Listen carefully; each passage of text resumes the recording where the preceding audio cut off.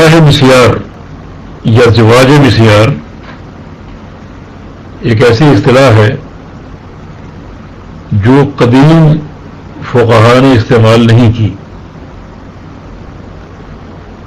بلکہ اس دور کے علماء اور فقہاء نے اس اصطلاح کو ذکر کیا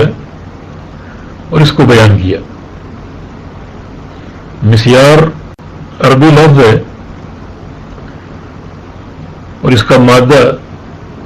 سیر ہے، سارا یسیر سیرن و مسیرن۔ اس باب سے مسیار مبالغے کا صیغہ ہے۔ سیر کا معنی چلنا، اور مسیار اس شخص کو کہتے ہیں جو بہت چلنے والا ہو۔ اس کے علاوہ بعض عرب کے ہاں لفظ مسیار دن کی زیارت کا نام بھی ہے، کہ دن کے وقت کسی کو ملنے جانا، رات کی بجائے دن میں کسی سے ملاقات کرنے کے لیے جانا۔ ہم آگے بتائیں گے کہ یہ دونوں جو ماخذ ہیں ان کا مسیار نکاح سے کیا تعلق ہے۔ بہرکیف قدیم فقہاء نے اس اصطلاح کا ذکر نہیں کیا، بلکہ بعض فقہاء جو قدیم ہیں ان کے ہاں الزیارت النہاریہ کا ذکر ملتا ہے، یعنی دن کے وقت زیارت کرنا شوہر کا اپنی بیوی کی،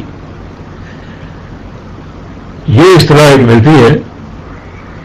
لیکن مسیار کے لفظ کی اصطلاح قدیم فقہاء کی کتب میں نہیں ملتی، اور یہ اس دور کے علماء اور فقہاء نے اختیار کی اور اس کو ذکر کیا۔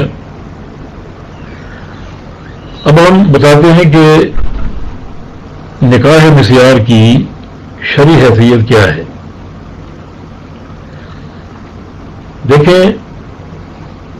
نکاح مسیار جن علماء نے ذکر کیا، اور خاص طور پہ سعودی علماء نے، انہوں نے اس سے مراد وہ نکاح لیا ہے جو بالکل نکاح کے اصولوں پر قائم ہو۔ نکاح کے اصول کیا ہیں؟ نمبر 1، نکاح کی تشہیر ہو، چپکے سے اور خاموشی سے نہ کر لیا جائے، اور اس کی دلیل رسول اللہ علیہ وسلم کا فرمان اعلنوا ھذا النکاح، کہ نکاح کا اعلان کیا کرو، نکاح کی تشہیر کیا کرو، بلکہ فرمایا کہ وَاضْرِبُوا عَلَيْهِ بِالدُّفُوفِ، اور نکاح کو مشہور کرنے کے لیے دف بھی پیٹ سکتے ہو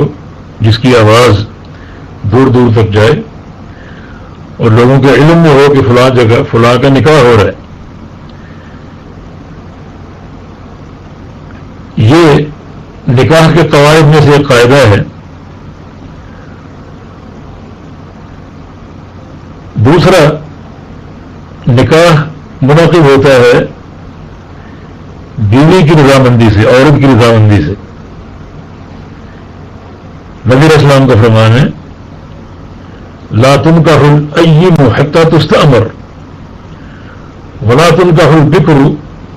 حتی تستأذن، کہ جو عورت بیوہ جس سے نکاح کیا جائے اس وقت تک اس سے نکاح نہ کرو جب تک اس کا امر اور حکم نہ لے لو، اور اگر عورت کنواری ہے، باکرہ ہے، تو اس وقت تک اس کا نکاح نہ کرو جب تک اس کا اذن اور اجازت نہ لے لو۔ صحابہ نے پوچھا کہ اکثر کنواری بچیاں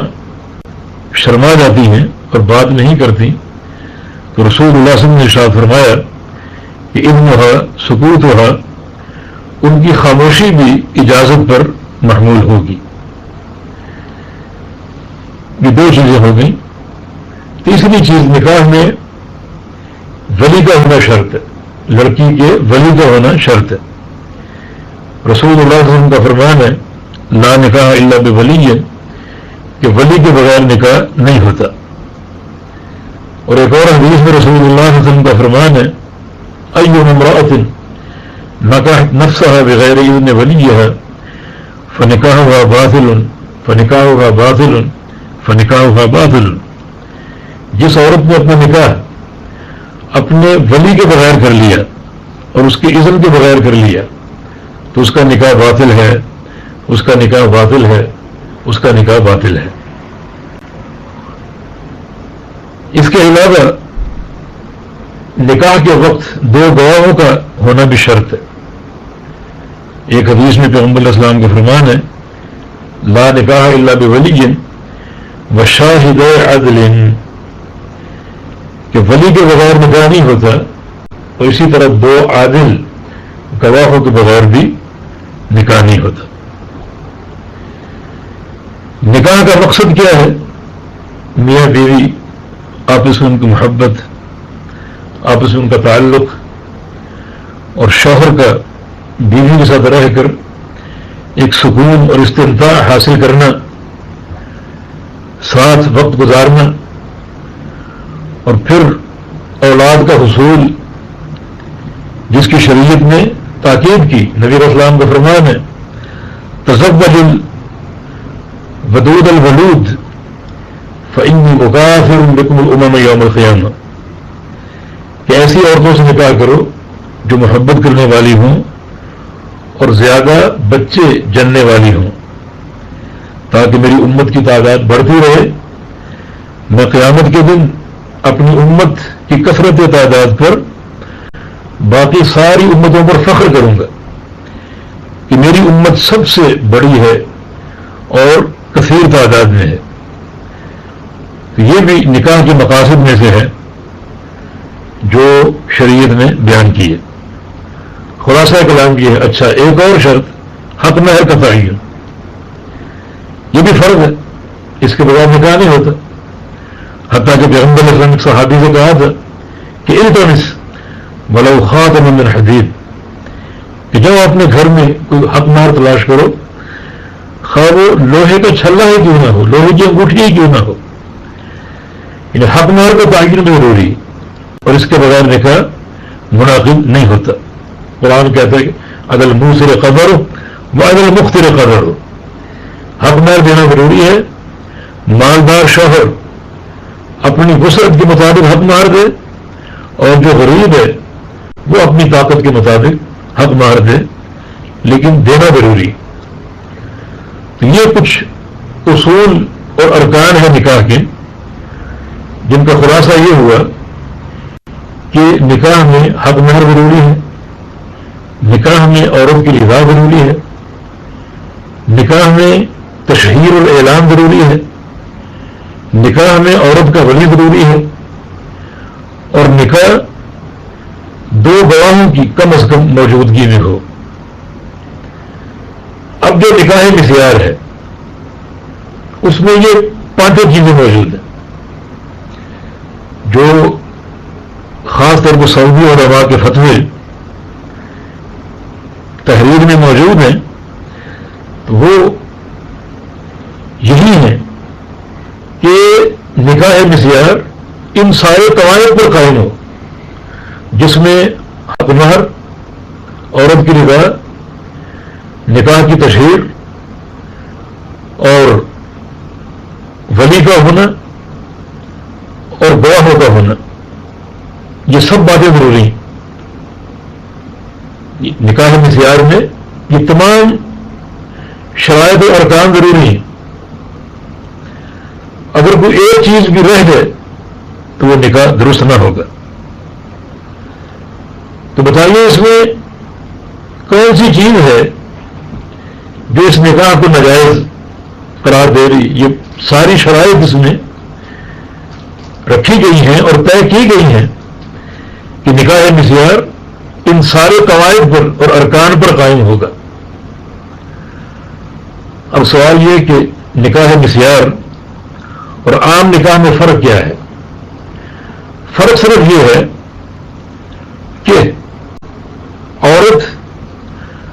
اپنے بعض حقوق سے تنازل اختیار کر لے اور اپنے بعض حقوق شوہر کو چھوڑ دے، معاف کر دے، اس بات پر ان کا عقد ہو جائے۔ مثلا عورت شوہر کی طرف سے نام و نفقہ ضروری نہ قرار دے کہ تم نام و نفقہ کے تعلق سے جو ہے وہ مکلف نہیں ہو، پابند نہیں ہو، اور میرا خرچہ تم نہ دو، مجھے قابل قبول ہے۔ اسی طرح بیوی اس بات پر بھی راضی ہو کہ اگر آپ کی پہلے سے شادی موجود ہے تو دو بیویاں جب ہو جاتی ہیں تو ان میں برابری کی بنیاد پر تقسیم ہوتی ہے، ایک رات پہلی بیوی کے پاس، دوسری بیوی کے پاس، ایک رات کی تقسیم مساویانہ ہو، مگر نکاح مسیار میں یہ دوسری جو بیوی ہے جس سے نکاح مسیار ہوا، یہ اپنے شوہر کو اس تقسیم سے بھی مستثنا قرار دے دے، اس پابندی کو بھی اٹھا لے کہ یہ حق بھی میں تمہیں چھوڑتی ہوں۔ اسی طرح وہ شوہر جو اپنی پہلی بیوی کے ساتھ رہتا ہے اور اس کے بچے ہیں اور ان کے ساتھ وقت گزارتا ہے، رات ساتھ گزارتا ہے، اور نکاح مسیار سے آنے والی بیوی اس کے ساتھ یہ طے کر لے کہ میں تمہارے پاس دن کے وقت آؤں گا، یہ زیارت النہاری ہے، یہ دن کی زیارت اور دن کی ملاقات، اس بات پر بھی عقد ہو جائے کہ تمہارا رات میرے ساتھ گزارنا ضروری نہیں بلکہ دن کے کسی وقت میں بھی تم میرے پاس آ سکتے ہو، روزانہ ہو یا 2 دن بعد ہو یا 3 دن بعد ہو، یعنی ایسا کوئی معاملہ طے ہو جائے۔ تو یہ چند استثناءات ہیں جو بیوی اپنے شوہر کو دیتی کہ تم میرے خرچے کے پابند نہیں ہو، اور تم جو رات گزارنے کی ایک مساوی تقسیم ہے اس کے پابند نہیں ہو، اور تم میرے پاس آنے کے لیے دن کا کوئی وقت مقرر کر سکتے ہو، خواہ وہ روزانہ ہو یا وہ 2-4 دن بعد ہو، جیسے بھی طے ہو جائے۔ تو اس معاہدے پر نکاح مسیار منعقد ہو جائے، یعنی جو شریعت کے فرائض ہیں نکاح میں، ان میں سے کوئی فرض چھوڑا نہیں جا سکتا۔ حق مہر بھی ہوگا، ربا بھی ہوگی بیوی کی، نکاح کی تشہیر بھی ہوگی، ولی بھی ضروری ہے، اور 2 عادل گواہ بھی ضروری ہیں۔ لیکن وہ چند حقوق جو نکاح میں عورت کو ملتے ہیں کہ شوہر اس کو نام و نفقہ دے اور شوہر مساویانہ تقسیم کرے کہ اس کی 2 بیویاں ہیں، ایک رات وہاں گزارے ایک رات یہاں گزارے، مگر بیوی اس شرط پر نکاح کر لے کہ تم نام و نفقہ کی پابندی سے مستثنا ہو، اور جو شرعی تقسیم مساویانہ تقسیم ہے ایک رات کی اس سے بھی مستثنا ہو، اور میرے لیے یہ قابل قبول ہے، اور تم مجھ سے ملاقات کے لیے کوئی وقت دن کا طے کر سکتے ہو، یہ بھی قابل قبول ہے۔ تو یہ شرعی شرائط نہیں ہے بلکہ یہ وہ چند حقوق ہیں جو عورت مرد سے لیتی ہے، مگر وہ ان حقوق سے دستبردار ہو کر اس مرد سے نکاح کرتی۔ سوال یہ پیدا ہوتا ہے کہ عورت کا ان حقوق سے دستبردار ہونا، اس کی شرعی حیثیت کیا ہے؟ نبی علیہ السلام کی کچھ حدیثیں مراحبہ، رسول اللہ صلی اللہ علیہ وسلم نے ارشاد فرمایا، حق ما اوفیتم من الشروط ان توفوا ما استحللتم به من الفروج، یہ صحیح بخاری کی حدیث ہے کہ سب سے زیادہ جن شرائط کو پورا کرنا ضروری ہے ان میں وہ شرائط سب سے اہم ہیں جن شرائط پر تم کسی عورت کو اپنے لیے حلال کرتے ہو، کسی عورت سے استمتاع اپنے لیے حلال کرتے ہو اور اس سے خلوت اپنے لیے حلال کرتے ہو،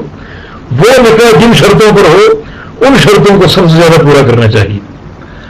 اب یہ شرطیں اگر عورت اور مرد کے مابین طے ہوتی ہیں، جن کا ہم نے ذکر کیا یہ وہ عورت کے حقوق ہیں کچھ، اور عورت اسے دستبردار ہونے پر تیار ہے اور یہ شرائط پر عقل ہوتا ہے تو ان شرائط کو پورا کرنا ضروری ہوگا اور یہ شرائط نافذ ہو سکتی ہیں۔ اور پھر پیغمبر علیہ السلام کی ایک اور حدیث ہے المسلمون علی شروطہم، کہ مسلمان اپنی شرطوں پر قائم رہتے ہیں۔ چنانچہ ایک اور مرد کا نکاح اگر ان شرائط پر ہوتا ہے لیکن جو شرعی ارکان ہیں وہ ضرور پورے ہوں گے، مگر جو عورت کے خاص حقوق ہیں ان میں عورت اگر دستبرداری اختیار کر رہی ہے اور مرد کو آزادی دے رہی ہے تو وہ عورت کو اس کا اختیار ہے، اور مسلمان اپنی شرائط پر پورا اترتے ہیں۔ اگر ایک عقد اور ایک ایگریمنٹ ہوتا ہے میاں بیوی کے درمیان اور جو شرطیں طے ہوتی ہیں تو وہ شرائط مرد نے بھی پوری کرنی ہے اور وہ شرائط عورت نے بھی پوری کرنی۔ کچھ نظائر پیش کرتے ہیں کہ اس قسم کی شرطیں یا اس قسم کی دستبرداری عورت اختیار کر سکتی ہے۔ اس کی پہلی نظیر نبی علیہ السلام کی بیوی ام المومنین سودا بنت زمع رضی اللہ تعالی عنہ، انہیں ایک خدشہ سا لاحق ہوا کہ میں بڑی عمر کی ہو چکی ہوں اور رسول کریم صلی اللہ علیہ وسلم مجھے طلاق نہ دے دے، تو انہوں نے اپنی باری سیدہ عائشہ صدیقہ رضی اللہ عنہا کو دے دی اور نبی علیہ السلام نے اس کو قبول کیا۔ حالانکہ بیویوں کے درمیان باری کی منصفانہ تقسیم ضروری ہے اور یہ عورت کا حق ہے، لیکن ایک عورت اپنی مرضی سے اپنے حق سے دستبردار ہو سکتی۔ اگر یہ غلط ہوتا تو رسول اکرم صلی اللہ علیہ وسلم اس کو کیوں قبول فرماتے؟ بعض لوگوں نے اس کی تعویل یہ کی ہے کہ سودا بنت زمع رضی اللہ عنہا بڑی نیک اور صالح خاتون تھی اور وہ نبی علیہ السلام کی رضا میں زیادہ خوش ہوتی تھی اور یہ بات جانتی تھی کہ پیغمبر علیہ السلام کو سب سے زیادہ عائشہ صدیقہ سے محبت ہے، تو انہوں نے پیغمبر علیہ السلام کی رضا اور آپ کی اس خوشی کی خاطر اپنی باری بھی عائشہ صدیقہ کو دے دی۔ حالانکہ ان کا حق تھا، مگر ایک عورت اپنی مرضی سے اپنے حق سے دستبردار ہو سکتی، اور نکاح نسیان میں بھی یہی ہے کہ عورت اپنی مرضی سے دستبردار ہو سکتی اپنے کسی بھی حق سے، نام و نفقہ کے حق سے یا باری کی منصفانہ تقسیم کے حق سے یا رات گزارنے کے حق سے دستبردار ہو سکتی، بلکہ یہ خواہش شوہر بھی کر سکتا ہے اور عورت اگر قبول کر لے تو پھر بھی یہ دستبرداری قائم ہو جائے گی، جس کی دلیل رسول کریم صلی اللہ علیہ وسلم کا آخری مرض جس میں آپ کا انتقال ہوا تو نبی علیہ السلام نے اپنی ساری بیویوں سے اجازت طلب کی کہ میں یہ اپنے مرض کے ایام عائشہ کے یہاں گزار دوں، عائشہ صدیقہ رضی اللہ عنہا کے یہاں گزار دوں، اور آپ کی تمام بیویوں نے اس سے اتفاق کیا۔ نبی علیہ السلام نے عائشہ کے یہاں گزارنا کیوں پسند فرمایا؟ اس لیے کہ عائشہ رضی اللہ عنہا تمام بیویوں میں سب سے زیادہ عالمہ اور فقیہہ تھی اور امور کو صحیح سمجھنے والی تھی، بلکہ وہ طب کے مسائل کو بھی سمجھتی تھی، اور چونکہ نبی علیہ السلام بیمار تھے تو ایک بیمار کی راحت کس چیز میں ہے اور اس کی آسانی کس چیز میں ہے اور اس کی شفا کس راستے میں ہے اور اس کی پرہیز کس کس چیز سے ہے، تو ان چیزوں کا علم بھی عائشہ صدیقہ کو زیادہ تھا، لیکن رسول اللہ صلی اللہ علیہ وسلم نے اپنی ساری بیویوں سے اذن طلب کیا کہ اگر تم اجازت دو تم اپنی یہ باریاں ختم کر کے اور اپنے ایام مرض عائشہ صدیقہ کے یہاں گزار دو، اور تمام عورتوں نے اجازت دے دی، اور تاریخ اور کتب حدیث اس بات پر شاہد ہے کہ رسول کریم صلی اللہ علیہ وسلم نے پھر وہ سارے ایام اور ساری راتیں عائشہ صدیقہ کے گھر میں بسر کی، اور وہیں آپ کا انتقال ہوا۔ ان میں عائشہ صدیقہ فرماتی ہیں کہ توفی رسول اللہ صلی اللہ علیہ وسلم فی بیتی وفی یومی و بین سحری و نہری کہ رسول اللہ صلی اللہ علیہ وسلم جب فوت ہوئے تو اس دن اتفاق سے باری میری ہی تھی اور میرے ہی گھر میں آپ فوت ہوئے، اور جب آپ فوت ہوئے تو آپ کا سر مبارک میرے سینے سے ٹکا ہوا تھا۔ تو آخری یہ سارا وقت نبی علیہ السلام کا عائشہ صدیقہ کے گھر میں گزرا۔ تو اس کا معنی یہ ہے کہ یہ جو تقسیم ایک ہوتی ہے منصفانہ بیویوں کے درمیان، اگر شوہر بیویوں سے اذن طلب کر لے اپنے ایام کسی خاص بیوی کے یہاں گزارنے کی، اور بیویاں راضی ہو جائیں، اپنے حق سے دستبردار ہو جائیں، تو یہ جائز ہے، اور خود اللہ کے پیغمبر صلی اللہ علیہ وسلم نے اپنے مرض الموت میں یہ کیا۔ اس کے علاوہ کسی وجہ سے اگر کوئی بیوی اپنے اس حق سے دستبردار ہونا چاہتی ہے تو وہ ہو سکتی ہے، جیسا کہ سیدہ سودا بنت زمعہ رضی اللہ عنہا کا واقعہ، جنہوں نے اپنی باری عائشہ صدیقہ کو دے دی اور اللہ کے پیغمبر نے قبول فرمائی۔ اگر یہ درست نہ ہوتا تو آپ کیوں قبول کرتے؟ لہذا نکاح مسیار میں نکاح جو ہے وہ سارا کا سارا شرعی شرائط پر قائم ہوتا ہے، صرف عورت اپنے حقوق سے دستبردار ہوتی۔ سوال یہ پیدا ہوتا ہے کہ عورت کو دستبردار ہونے کی کیا ضرورت ہے؟ دیکھیں، بعض حالات اور ظروف ایک خاتون کے ساتھ ہوتے ہیں کہ اس کی کوئی شادی نہیں ہوتی، کچھ عورتیں بڑی عمر کی ہو جاتی اور کوئی مرد ان کو قبول نہیں کرتا،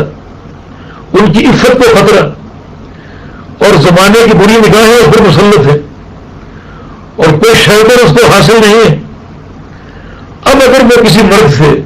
اس عقد پر بات کر لے کہ تم مجھ سے شادی کر لو تاکہ مجھے شرعی عفت حاصل ہو جائے اور میں تمہیں اپنی خوشی سے اپنے حقوق سے دستبردار کرتی ہوں، مثلا تمہاری پوزیشن کمزور ہے اور تم میرا نام نفقہ برداشت نہیں کر سکتے، مگر نکاح کے ساتھ اپنا نام مجھے دے دو اور مجھ سے آ کر ملو تاکہ میری بھی جو ایک تسکین ہے، انسانی تسکین، مجھے وہ حاصل ہو، اور میں باری کی بھی شرط نہیں لگاتی اور نام نفقہ کی بھی شرط نہیں لگاتی۔ ایک عورت، ایسی عورتیں بہت ہیں معاشرے میں جو نکاح کے انتظار میں کھڑی ہیں، کوئی رشتہ نہیں آتا اور وہ بوڑھی ہو جاتی ہیں، اب اس کے فطری تقاضے، لہٰذا وہ کسی مرد سے اگر یہ بات کر لیتی ہے اور وعدہ طے پا جاتا ہے اور شادی ہوتی ہے ان شرائط پر، تو اس میں کتنا فائدہ ہے اس عورت کا کہ اس کو ایک نام مل گیا، اس کو ایک شوہر مل گیا، اگرچہ اپنے حقوق سے دستبردار ہوگی، لیکن اگر اس کی اولاد ہوگی تو اس کی اولاد کو شوہر کا نام ملے گا، وہ زمانے کی نگاہوں سے محفوظ ہوگی، اور جو لوگوں کے شکوک و شبہات ہیں اور تند و تیز جملے ہیں ان سے بچ سکے گی۔ لیکن اس نکاح کی تشہیر ہونی چاہیے تاکہ دنیا کو معلوم ہو کہ فلاں شخص جو دن کے وقت اس عورت کی زیارت کرتا ہے یہ اس کا شوہر ہے، اور تاکہ غلط راستہ نہ کھل جائے اس سے اور غلط راستے کی تشہیر نہ ہو۔ پھر بعض حالات ایسے ہوتے ہیں کہ ایک عورت مثلا بیوہ ہے، اس کے 4-5 بچے ہیں جو اس کے ساتھ رہتے ہیں، اور وہ جہاں رہ رہی ہے اپنے بچوں کے ساتھ بالکل وہ سیٹ ہے۔ اب اگر وہ دوسرا نکاح کرے اور دوسرا نکاح کر کے شوہر کے گھر چلی جائے تو اس کے بچے بے گھر ہو سکتے ہیں، اور اس کے بچے علاقہ تبدیل ہونے سے کسی نقصان میں مبتلا ہو سکتے ہیں، مثلا ان کے اسکول کی ذمہ داری، مدرسے کی ذمہ داری، ایک ماحول میں بچے موجود ہیں۔ اب وہ نہیں چاہتی کہ میں اپنے سارے بچوں کے ساتھ اپنے شوہر کے یہاں چلی جاؤں، اور شوہر بھی شاید ان بچوں کو قبول نہ کرے، تو پھر وہ اس قسم کی شرط لگا لیتی ہے اور اس شادی کرنے کے لیے اس قسم کا عقد کر لیتی۔ اس کی ایک ضرورت یہ بھی ہے کہ ایک عورت بیچاری اپنے ماں باپ کے ساتھ رہتی اور بوڑھے ماں باپ ہیں، اور وہ عورت ہی ان کو دیکھتی ہے، ان کی دوائی، ان کا علاج اور ان کی خدمت کرتی ہے۔ اب یہ عورت اگر نکاح کر کے اپنے شوہر کے یہاں چلی جائے تو ماں باپ بے سہارا رہ جائیں گے، اور بہت سی عورتیں یہ قربانی دیتی ہیں کہ ہماری شادی بھی ہو جائے ہمارے فطری ایک حق کے تحت اور جو جنسی تسکین کے لیے، لیکن ماں باپ کی خدمت بھی جاری رہے۔ اب وہ شوہر کے گھر نہیں جاتی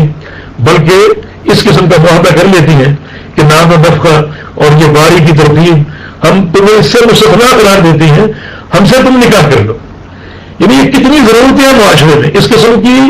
یعنی بے شمار خواتین ہیں جو کہ معاشرے میں موجود ہیں اور ان کے نکاح نہیں ہوتے. اور عجیب بات یہ ہے کہ دنیا اگر یہ عورتیں کسی بے حیائی میں مبتلا ہو جائیں دنیا یہ برداشت کر لیتی ہے, مگر نکاح مسیار جو کہ بالکل شرعی قواعد پر قائم ہوتا ہے اسے برداشت نہیں کرتے, اس پر تنقیدیں ہوتی ہیں. حالانکہ یہ بالکل ایک صحیح اور عین شریعت کے مطابق نکاح ہے. بس عام نکاح اور مسیار میں فرق یہ ہے کہ عام نکاح میں عورت کا حق, عورت کی باری, عورت کا دفتر, عورت کا جو ہے وہ مکان, یہ سب شوہر کے ذمہ ہے. مگر اس نکاح میں عورت اپنے حقوق سے, اپنی خوشی سے دستبردار ہوتی ہے تاکہ اس کا نکاح ہو جائے اور ایک فطری حق اس کو مل جائے اور اس کو ایک تسکین حاصل ہو جائے, ایک شوہر کا نام مل جائے اس کو. باقی اس کی مجبوریاں جو ہے وہ موجود ہیں اور ایسی مجبوریاں ہر جگہ پائی جاتی ہیں اور عورتیں بیچاری اس میں مبتلا ہوتی ہیں. اچھا, بعض اوقات مجبوری مرد کی طرف اس کی ایک شادی موجود ہے مگر اس کی جنسی تسکین اس سے زیادہ ہے, ایک شادی سے اس کی تسکین حاصل نہیں ہوتی اور دوسرے نکاح کی طاقت نہیں اس میں, مالی اعتبار سے کمزور ہے,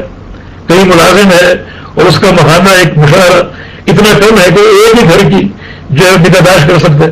اب وہ کیا کرے, اس کی جو بہیمی طاقت وہ اس سے کہیں زیادہ ہے, اب وہ کیا کرے. تو لا محالہ اگر وہ کسی گناہ میں مبتلا ہو اور کسی غلط مقام کا رخ کرے تو یہ چیز اس کے لیے انتہائی نقصان دہ ہوگی قیامت کے دن. اللہ تعالیٰ کی اتنی بڑی سزا, کیونکہ نبی علیہ السلام فرماتے ہیں کہ میں نے خواب میں جہنم کا منظر دیکھا, اس میں ایک برتن میں نے دیکھا دیگ جیسا جس کا پیٹ بڑا تھا اور منہ انتہائی تنگ تھا, اس میں مردوں اور عورتوں کو جلایا جا رہا تھا اور کربناک سزا دی جا رہی تھی. میں نے پوچھا یہ کون لوگ ہیں, تو رسول اللہ صلی اللہ علیہ وسلم نے ارشاد فرمایا یہ زانی مرد اور زانی عورتیں ہیں. تو وہ مرد کیا کرے جس کی بہیمی طاقت زیادہ ہے اور ایک بیوی سے اس کو تسکین نہیں ہوتی.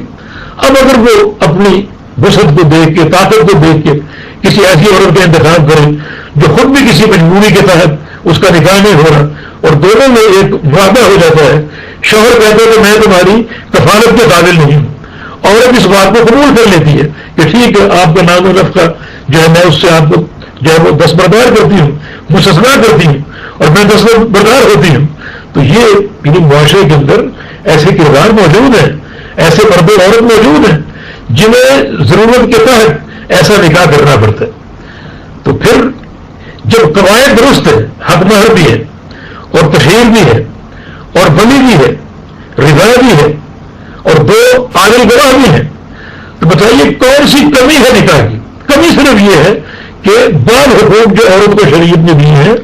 یعنی وہ مرد اس کو سلب نہیں کر رہا بلکہ عورت اپنی خوشی اور اپنی مرضی سے ان حقوق سے دستبردار ہو رہی. ایک افسوسناک بات یہ ہے کہ ہم نے دیکھا, بعض دوستوں نے بتایا کہ لوگوں نے نکاح مسیار کی تعریف جو ہے وہ متع والی کی ہے. جو نکاح متع ہے یعنی تعریف اس کی متع والی کی ہے اور اس کے بعد عرب علماء کے فتوے شائع کر دیے اور یہ دنیا کو تاثر دیا کہ عرب علماء نے متع کو حلال قرار دیا اور جائز قرار دے دی. حالانکہ یہ بات بالکل غلط ہے.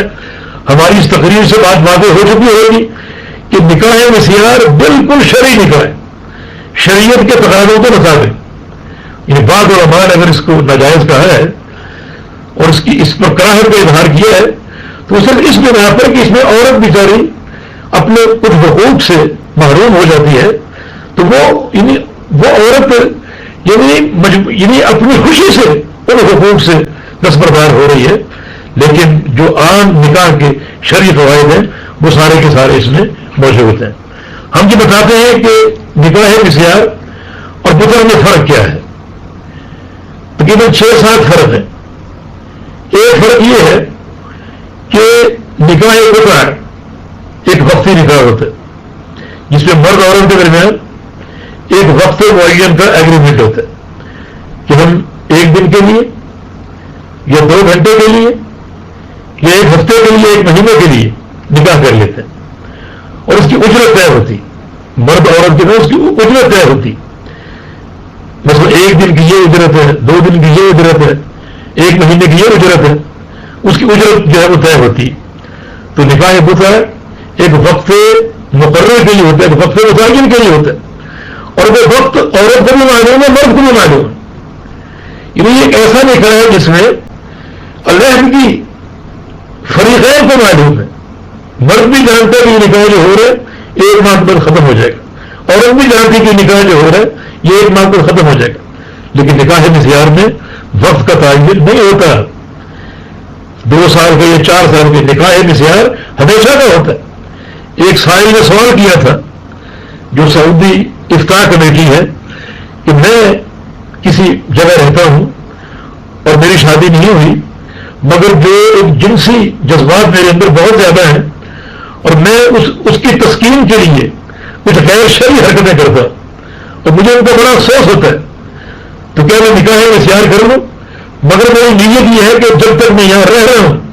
مثلا 4 سال رہوں گا تو 4 سال تک وہ نکاح جاری رکھوں گا اور قائم رکھوں گا اور پھر میں اپنی بیوی کو طلاق دے دوں. تو افتاح کمیٹی نے جواب دیا کہ آپ نکاح کر سکتے ہیں، لیکن فقہائے حنابلہ کے نزدیک نکاح کے وقت ہی طلاق کا سوچ لینا کہ میں 2 سال بعد 4 سال بعد طلاق دے دوں گا ناجائز ہے. یعنی ثابت یہ ہوا کہ علماء طلاق کی سوچ پر نکاح کرنا اس کو جائز نہیں قرار دیتے. جیسے نکاح حلالہ میں بھی جو ہے وہ طلاق کی پلاننگ ہوتی کہ آپ نکاح کر لیں اور 2 دن بعد یا 3 دن بعد یا 1 دن بعد آپ نے طلاق دے لی. وہ بھی طلاق کی پلاننگ کے ساتھ نکاح ہوتا ہے اور شریعت میں اس کی وجہ موجود ہے. تو نکاح متع اور نکاح مسیار میں کیا فرق ہے؟ متع میں زوجین کو معلوم ہے وقت کے تعین کا کہ یہ نکاح جو ہو رہا ہے یہ 2 دن بعد ختم ہو جائے گا، مہینے بعد ختم ہو جائے گا. مگر نکاح مسیار وقت کے تعین کے ساتھ نہیں ہوتا بلکہ جن قواعد پر عام نکاح ہوتا ہے انہی قواعد پر نکاح مسیار بھی ہوتا ہے. بلکہ سعودی علماء نے اس شخص کو ٹوکا جس شخص نے کہا تھا کہ میں 4 سال کے لیے نکاح کروں گا پھر میں طلاق دے دوں گا. فرمایا کہ نہیں، تم یہ طلاق کا سوچ کر نکاح نہیں کر سکتے. حنابلہ جو فقہاء ہیں وہ اس کے خلاف ہے. وہ کچھ فقہاء نے اس کی اجازت دی ہے مگر سعودی فقہاء اور علماء وہ اس کی اجازت نہیں دیتے. ایک یہ فرق ہے. دوسرا، نکاح متع میں طلاق نہیں ہوتی، حالانکہ نکاح کا فسخ طلاق کے ساتھ ہوتا ہے. مگر نکاح متع میں ایک مدت مقرر ہوتی ہے کہ یہ نکاح 2 دن کے لیے ہو رہا ہے، 2 دن ختم ہوئے آٹومیٹک نکاح ختم ہو گیا اور فسخ ہو گیا. جبکہ نکاح مسیار میں طلاق ہوتی. نکاح مسیار میں طلاق کے بغیر فسخ نکاح نہیں ہوتا.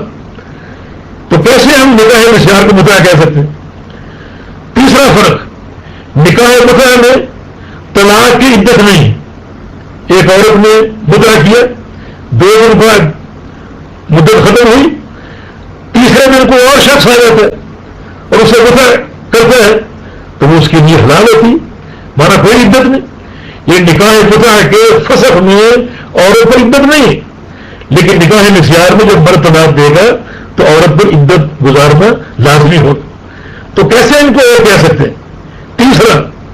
نکاح متع میں مثلا 1 مہینے کا ایگریمنٹ ہوا زوجین کے درمیان، 10 دن بعد شوہر کا انتقال ہو گیا، جس نے جو متع کر رہا ہے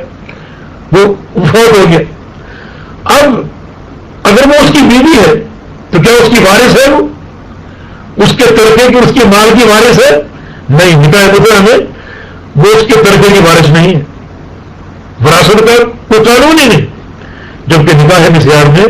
اگر شوہر فوت ہوتا ہے تو اس کی بیوی باقاعدہ اس کی وارث ہے اور اس کے ترکے کے مستحق ہے. یہ نکاح متع اور نکاح مسیار کے فرق. اچھا، ایک فرق یہ بھی ہے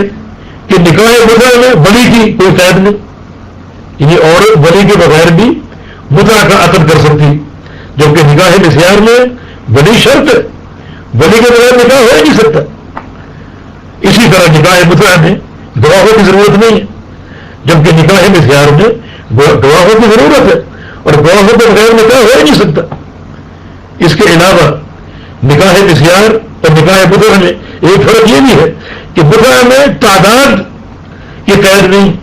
ایک وقت ایک مرد ایک وقت میں ایک عورت سے متع کرے، دوسری سے کر لے، تیسری سے کر لے، چوتھی سے کر لے، ایک ہی وقت میں وہ کئی عورتوں سے متع کا عقد کر سکتا ہے. جبکہ نکاح مسیار میں وہ 4 کا عدد ہے، 4 بیویاں، 4 سے زائد نہیں، بجائے تو وقت 4 بیویاں رکھ سکتا ہے، اس سے زائد نہیں. تو یہ نکاح مسیار میں شرط ہے تعداد کی، جبکہ نکاح متع میں تعداد کی شرط نہیں ہے. تو کتنا فرق ہے؟ اب ایک شخص یہ کہے کہ متع اور مسیار ایک ہی چیز ہے اور علماء نے متع کو حلال قرار دے دیا، تو یہ بڑی دھاندلی ہے. اصل بات یہی ہے کہ نکاح متع کی جو تعریف ہے وہ نکاح مسیار کے تحت درج کر دی گئی اور پھر نیچے فتوے درج کر دی گئی علماء کے کہ شیخ بن باز نے اس کو حلال کہا ہے اور شیخ عبدالعزیز آل شیخ نے اس کو حلال کہا ہے اور جناب مفتی مصر نے اس کو حلال کہا ہے اور جامع ازہر کے شیخ نے اس کو حلال کہا ہے. نہیں، یہ جو ہے بددیانتی ہے. نکاح متع اور ہے، نکاح مسیار اور ہے. لہذا ان چیزوں کا خیال رکھنا چاہیے اور بالکل صحیح بات اور صحیح میسج لوگوں تک پہنچانا چاہیے.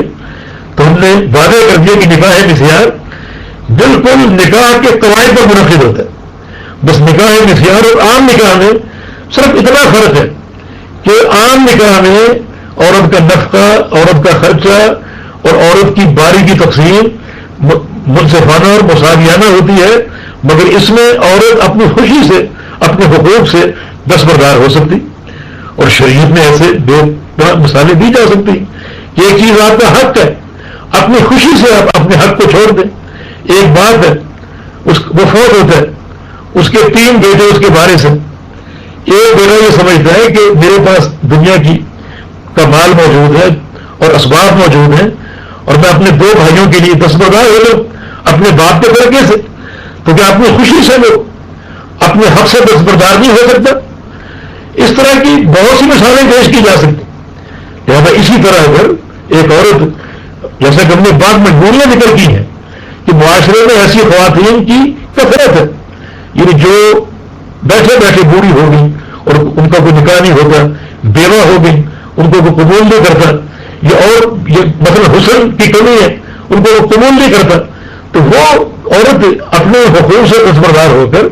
اپنی ایک فطری تسکین کے لیے، اپنی جنسی تسکین کے لیے اور ایک شوہر کا نام لینے کے لیے اور آگے توالد اور نسل بڑھانے کے لیے اگر وہ شادی کرتی ہے اور کوئی مرد سے شادی کرنے پر راضی ہوتا ہے ان شرائط پر، تو اس میں شرعی طور پر کوئی قواعد نہیں ہے. المسلمون مشروطہم، مسلمان اگر کوئی عقد کرتے ہیں، آپس میں معاہدہ کرتے ہیں، اس میں کچھ شرائط پر متفق ہوتے ہیں تو ان شرائط کو پورا کرنا ضروری ہے. نبی علیہ السلام کی حدیث ہے تمہارے غیر نکاح مسیار میں کوئی ایسی چیز نہیں ہے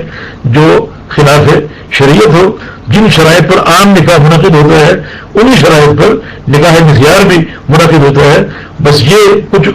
حقوق سے دستبرداری عورت کی طرف سے